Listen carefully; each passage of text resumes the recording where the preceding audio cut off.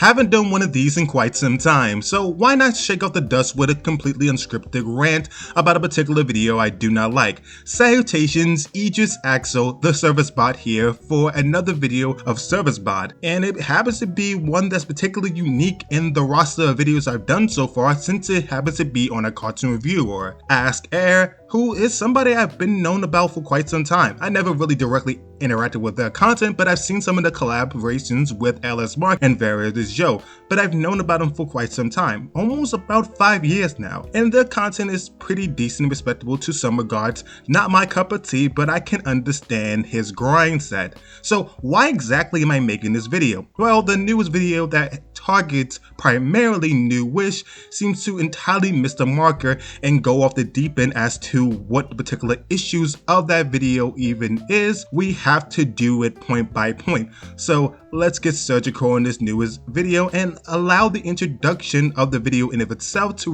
really start to show you and highlight the particular issues I noticed immediately as this video went on. It was just as bad as I expected it to be. Look how they massacred my boy. Mindless drivel plot lines, flashy art style, and an overt unfaithfulness to the source material. I know he gave us 3 criticisms, but the problem being here is that he does not elaborate. Throughout the video, he'll just trail off into a multitude of different subject matters, as will be elaborated, but the problem is that he says it's an unfaithful interpretations of the work of Butch Hartman, which again is an unfounded allegation he is applying to the series in of itself, and doesn't seem to notice that it's a continuation, considering that there are a majority of the characters still within the show, just older. These phenomena are not unique to the Fairly OddParents. These symptoms carry on to many remakes and reboots that have sprouted from Hollywood in the last few years, whether it's animated or live action, movie or TV show. And if this were just a one-off thing in media, I probably wouldn't be making this video, but this is a repeated cancer that is spreading to more and more properties, and is only destructive in nature. And so I gotta take the mantle and expose just what makes these properties so inherently bad. Let's go.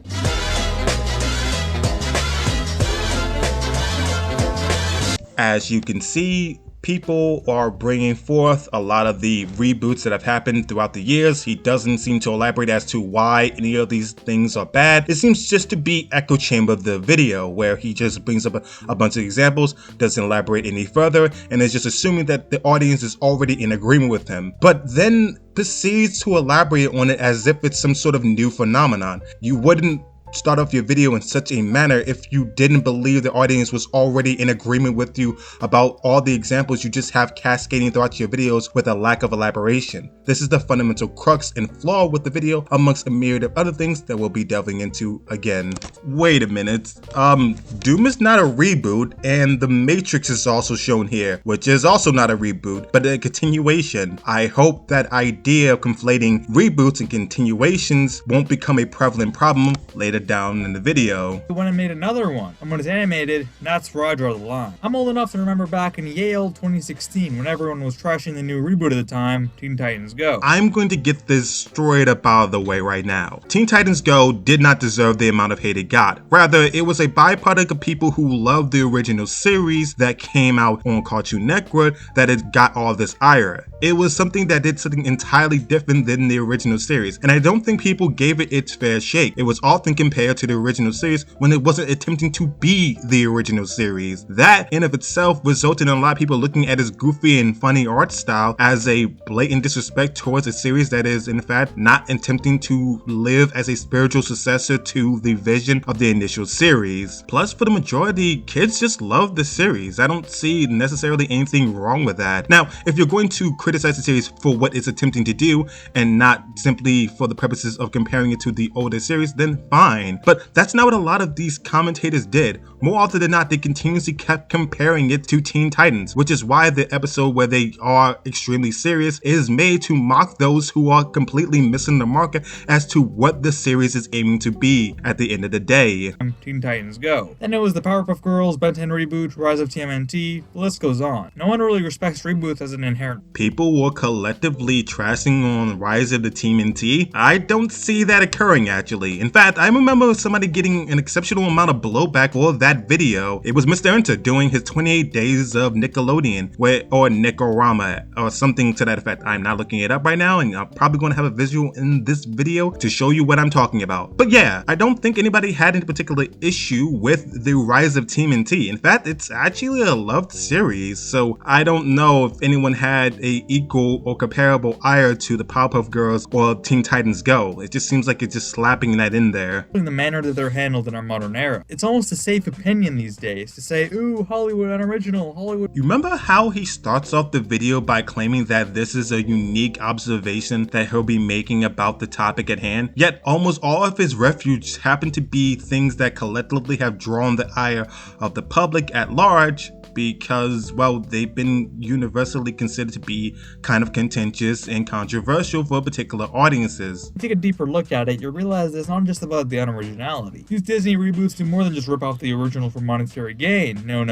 They actively disrespect the source material while they do it. They have to warp the brand to their liking, whether it's for monetary, social, or storytelling purposes. Disney's golden era was from a bunch of licensed stories. They're taking from old folktales. I'm not quite sure why you're describing these as if they're holistically original ideas bred from Disney. And the fact that these other stories were created under the same branch and company shows that they gave them the blessings to create their own stories and narratives.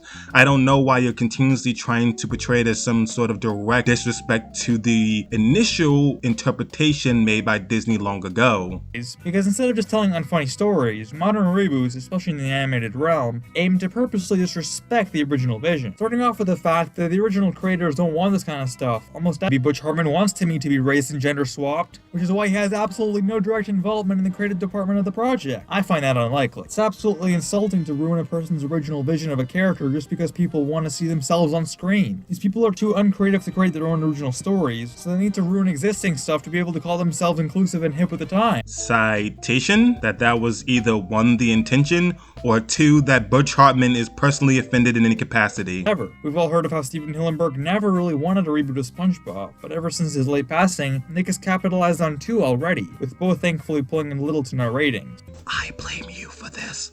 But what I will say is, you do know that, and I'll be using that phrase a lot throughout this, is that one person's word versus the myriad of other people saying that Hillenburg was in fact aware of the spin-off sequels, as well as the only interview we have of his direct word about the subject matter, stating that he doesn't see any in the nearby future, wasn't him being completely opposed to the idea. That, if anything, is just fans such as yourself, and I put that in heavy quotation marks since you would think that you would use the direct citations of him saying something to that effect rather than just hearsay from a person who doesn't have an interview with him. I truly wish that people would stop using the dead as a point of authority for something they just don't like, rather than trying to claim that this goes actively against the creator's wishes. If it's properly won by the creators, it usually does quite well, and actually delivers true to the vision. But when it doesn't, it's just a floundering attempt to show it was good and unique and cash in on someone else's creation. The lack of research is starting to become far more apparent as the video goes on. He shows the original creator of TMNT,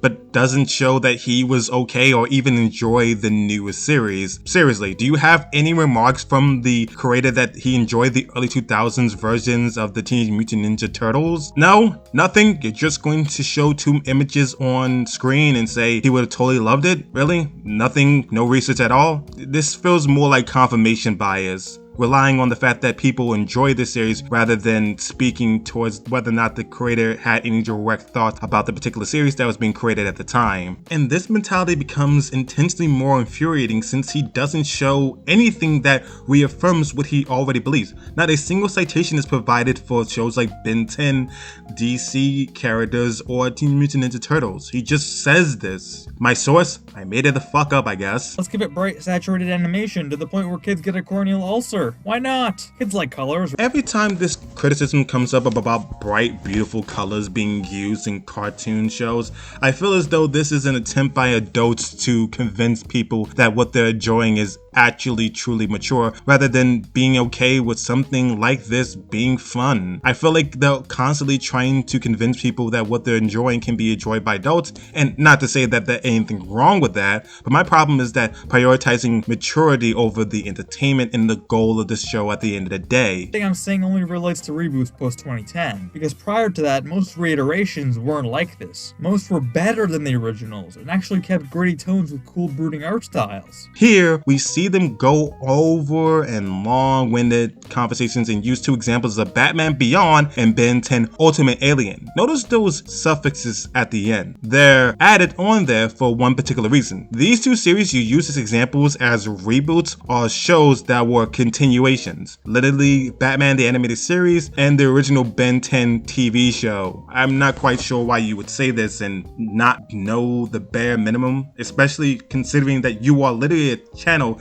that has devoted a considerable amount of your catalog to covering a lot of the designs from the Ben 10 TV series. Better than the rest. Maybe that'll keep the kiddies in their seats a little longer. Let's make all the characters flanderized and dumb while we're at it. Kids can connect to dumb people more, right? It also gives us a cheap way of actually creating humor. Stupid people are funny. These modern reboots just go back to square one while ignoring all the story arcs that preceded them. Saying that reboots ignore continuity is in service of what a reboot is supposed to be. A reboot is supposed to be inherently more accessible to a larger audience. Thus, it initially starts back at square one. The introductions for most of the character rosters and the narratives that will unfold in a different light and interpretation by a different author. What do you think the word reboot means at this point? It just makes you ask, why? Not to mention how they unnecessarily have to all of a sudden change everything about the show. Okay. Did anyone else notice that he used Lunatics, which came out prior to the years he says that all the remakes went down the drain? Okay. I don't know why we just leaped back in time, but alright. Also, there was another remake of the Looney Tunes that happened years after that and everyone loved it. Are you going to bring that up? Because it actually happens way closer to the year you're referring to. No? Alright then. Talk about it, but the current bandwagon is the whole race swapping thing that they'll have to do with animated characters. Never thought I had to debunk something that comes across as very thinly racist for two reasons. Number one of the characters that's there is an alien that constantly takes the form of a black person. Number two, the Flashes have always been different characters, and a majority of the Flashes have been predominantly white. I wonder why this image decides to hyper-focus on the one time the Flash was replaced by a black guy. Secondly, yeah, DC does that all the time. They have alternate universes of characters with different pigmentation. Is that an issue with you? Oh wait, it's not an issue. It's just when it's a black person in this particular instance, right? Since you supposedly agree with this image. I would also like to take a moment to point out how annoying it is when people say, I'm bringing up something that no one else is talking about, as if there isn't videos made by The Quartering, Neurotic, and a bunch of other supposed big fans of these IP and properties that are making millions upon thousands of views discussing how woke content has become nowadays. Because this is what the video is. It is a pretending to be a political video that is a anti-woke video. I'm sorry I let the cat out of the bag early, but there is no other way to describe what is happening here. I think I'm halfway through the video and I think this suffices as a good moment and integral within the video to describe it just as such. It's a literal anti-woke video pretending to be apolitical. April O'Neil, Timmy Turner, Velma, etc. Calling a character that is not Timmy Turner and has been expressed to exist within this universe. You little angels. Hello. You must be the parents and or chaperones. Yes, we are the Andor chaperones, and you're in big trouble for being so mean to Timmy. Is not a race swap. At this point, we're abusing the terminology. Remember when Hank Azaria was shamelessly ousted from playing Apu in The Simpsons because he wasn't the race of the character? Because I do. It's almost like actors are supposed to portray things that they're not. Yeah, I agree that Apu shouldn't have been removed from the show, but one thing, what does this have to do with your video about how cartoon reboots are unfaithful trash? This just feels unrelated. Another shocker, this guy is actually not an anthropomorphic sponge. I mean, it's not just Azaria. This happened to Mike Henry too for playing Cleveland Brown. Alison Brie literally apologized for playing Diane from BoJack because the character was Vietnamese. Oh, so if a Vietnamese person has to voice that character and she feels so sorry about it, well, if you don't... I don't care. I do not care. Does anybody have anything of substance to say on this stupid site?